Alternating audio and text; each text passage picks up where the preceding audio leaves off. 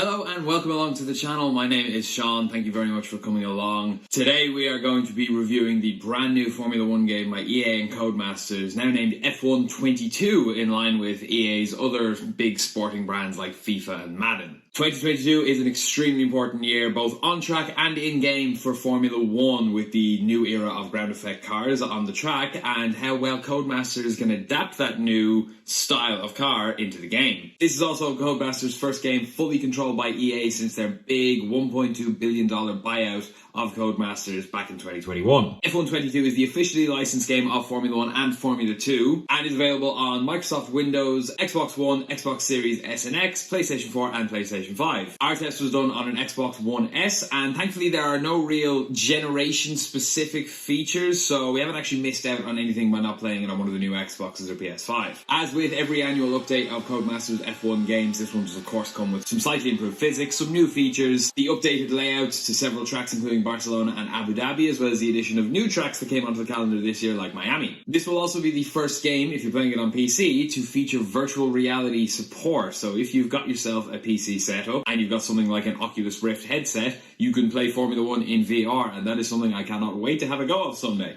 Right, that's all the preamble out of the way. Now let's get into the crux of the matter, the actual review of F1 22. Starting with the generic kind of solo modes, everything is kind of as you were before for the last several years now, really. You can create your own Grand Prix weekend and set it up as and how you need to. You can play multiplayer with friends. You can take on time attack challenges and do hot laps of various tracks and various cars, and compete against yourself and global players, ghosts, to try and set the best time. There's also, of course, the online features for sim racing, which are pretty much the same as last year as well. No big changes there. A fun new feature here for this year is Pirelli Hot Laps. Now what this is within game you can unlock various supercars, including the Mercedes and Aston Martin safety cars, as well as a host of McLarens, Ferraris, other Astons, that sort of thing, which you can take on various challenges throughout the game as part of the new F1 Life feature. We'll talk about that a bit more in a little bit. But really, it's a fun addition that doesn't add really anything to a Formula 1 game. Now, what most people will be interested in is the career mode, and I know that was certainly my biggest draw for this year as well. The biggest kind of quality of life improvements to F1 22 over last year's game are more immersive ways of viewing and interacting with safety car periods, pit stops, and formation laps, for example.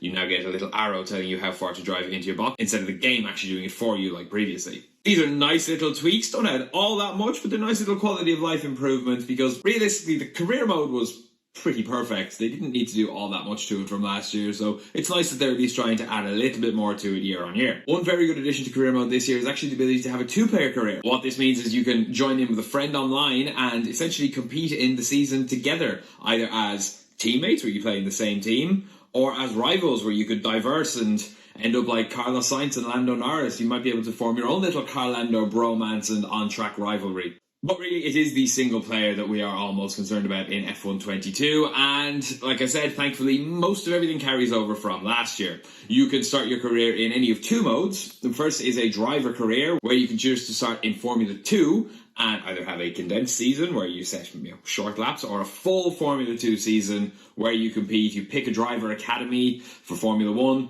compete through Formula 2, and eventually get a contract up to the big boys.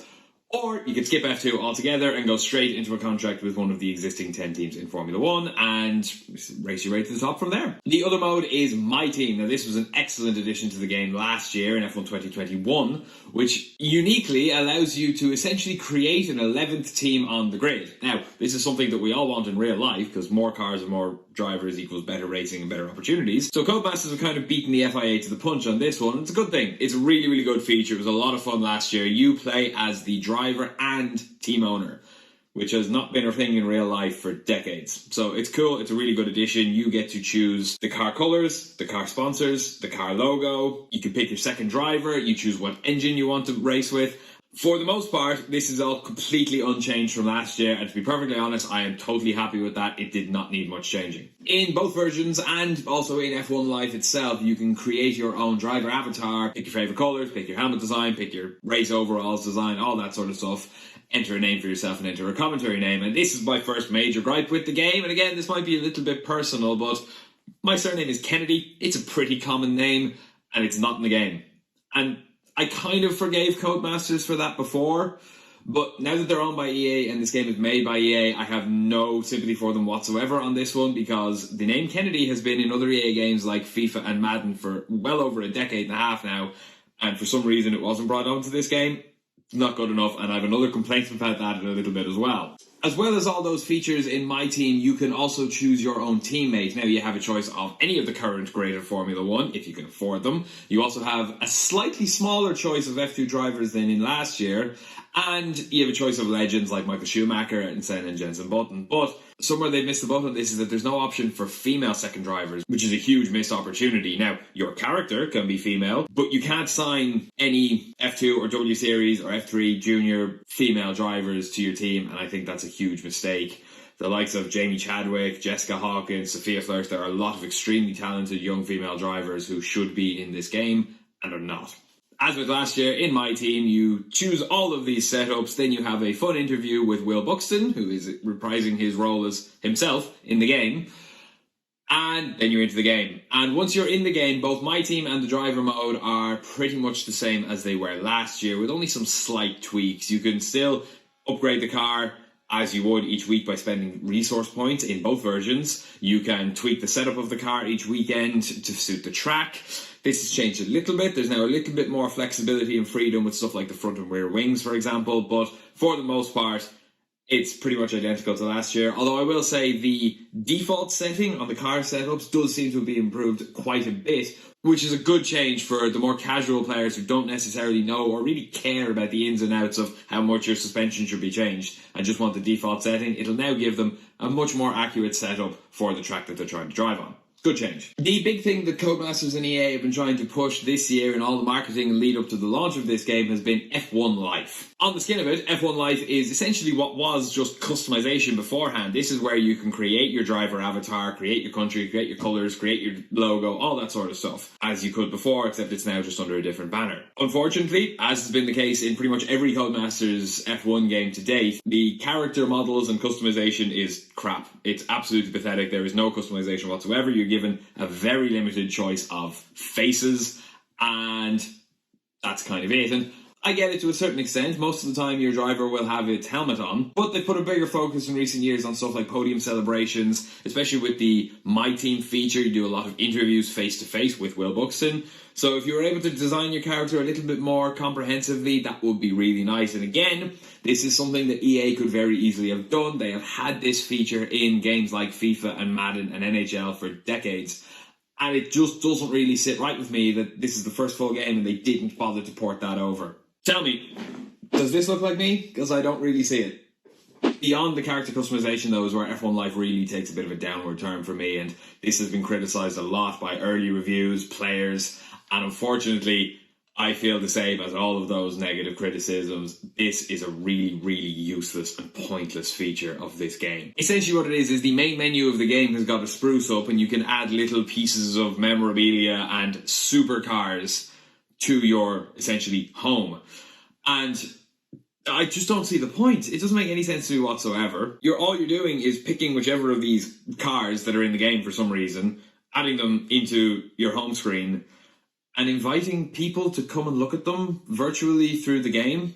I don't get it at all, and I don't really like it, and I kind of hope they get rid of it for next year. Another addition, as I mentioned very briefly, is within Time Attack, you now have challenges with these supercars, so at least you can use them for a little bit more than just kind of skin-deep looks on your home screen. I quite like the idea of being able to lap the safety cars, for example, as it gives a little bit more in-depth kind of one-to-one comparison of just how much faster than these super-fast road cars a Formula 1 car is, so that's fun. But again, I just kind of don't see how this improves a Formula 1 game, especially for, like myself, or I'm sure several others who have played Formula 1 games are probably fans of the Forza series or the Gran Turismo series, which are much, much better sim series for road cars.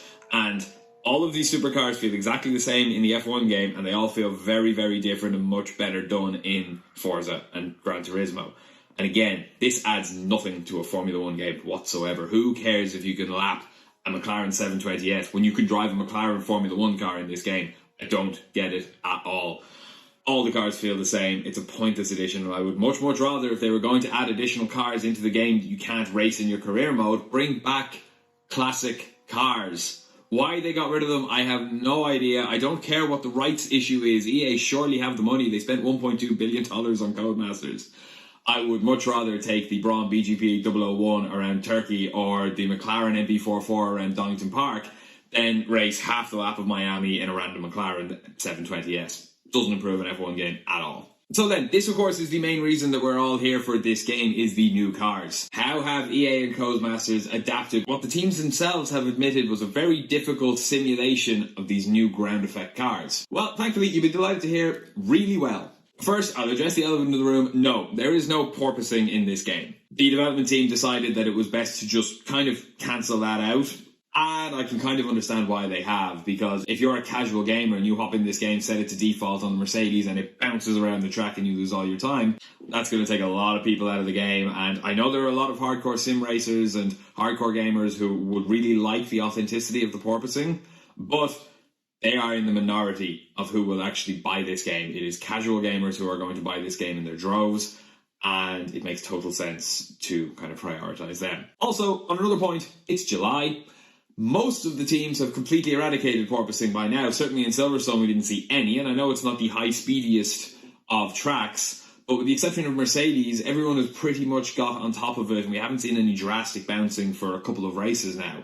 That said, the ground effect has been incorporated very well in other ways. For one, the cars do feel noticeably different to last year. As mentioned, I played this game on the Xbox One S using this controller, not a gaming wheel or a rig or a setup or anything like that. I was playing this more in the mold of a casual gamer, and I could really tell the difference. I hopped straight back into F1 2021 after I played this game, and it it's very noticeable. They've done a very good job on this. The cars feel much heavier and clumsier in slow speed corners, which they should, and they feel much faster at high speed, which they should. Jeddah, for example, is a lot more fun in this game than it was last year, because the cars are so much better at high speed. Codemasters have also very intelligently added extra parts of the car that can go wrong, particularly the floor. If you smash your car too hard over a curb, you will damage the floor and lose a heap of performance, which, as we literally just saw Max Verstappen do this in Silverstone, is very realistic, so good job for that. Other aspects, well, while it's easier to follow the cars around the track, as it should be, it's now a little bit more difficult to make an overtake down a straight without the help of DRS, because there's less turbulent air and less toe effect this year.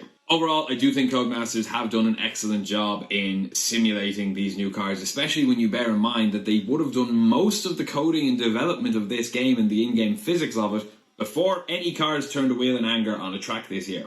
They only had a very limited amount of time before releasing the game to actually see some real-life examples of the cars and how they perform, to be able to code that into the game. So they did a really, really good job with what they had, and I do think it's quite accurate. Again, it's the first game of this new generation of cars. I have absolutely no doubt at all that F1 23 next year will be a much better improvement now that they've had another year of real-life data gathering, but this is an extremely good start. They can be very proud of themselves. They did a very, very good job on how they incorporated the cars into this game. Well, I've said it every year, but this is comfortably the best Codemasters F1 game, and by extension, the best Formula 1 game of all time, as it kind of should be. But more importantly than that, EA and Codemasters have done a very, very good job of incorporating the new era of Formula 1 cars into the game for the first time ever. Highlights from last year, like My Team, carry over into this year, which is great. Fun new additions like lapping safety cars is also a nice welcome change as well. The cars feel great, the tracks are good fun, the game is visually stunning as you'd expect, even on a last generation console. I can only imagine how good it would look on a top-of-the-line PC rig. Negatives, classic cars are still missing, and I can't grasp why. There's no option for a female teammate in My Team. F1 Life is a very gimmicky tack-on that adds absolutely nothing to the game whatsoever. And some key EA standard features like character customization and your name are not included in the game either. As a final little nugget of annoyance that I found, obviously I set my character to be Irish and started my driver career in Formula 2. I set pole in Silverstone, and then Jeff comes over the radio and says, "Congratulations on setting pole in your home race." Only a little thing, but it wasn't my home race. Codemasters, you're better and more educated than that. Anyway, this is the final rating. I'm going to give this a very good 9.5 out of 10. I don't think they could have done any more with the cars this year without much more data. I expect a big improvement next year, of course, but this is a really, really good start. It's a very, very good game. I highly recommend picking it up, even if you're only a casual gamer. It's really, really good fun. I have been Sean. Thank you very, very much for watching our review. I hope you enjoyed it. Let me know if you are going to pick up this game and what you think of it this year compared to previous games. If you enjoyed this video, don't forget to like, share, and subscribe. Subscribe to the Everything F1 podcast, wherever you get your podcasts. I'll leave links to everything in the description down below. Our review for the incredible madness of the Silverstone Grand Prix is live right now, wherever you get your podcasts, so be sure to have a listen into that as well. Thanks again for watching. See you again.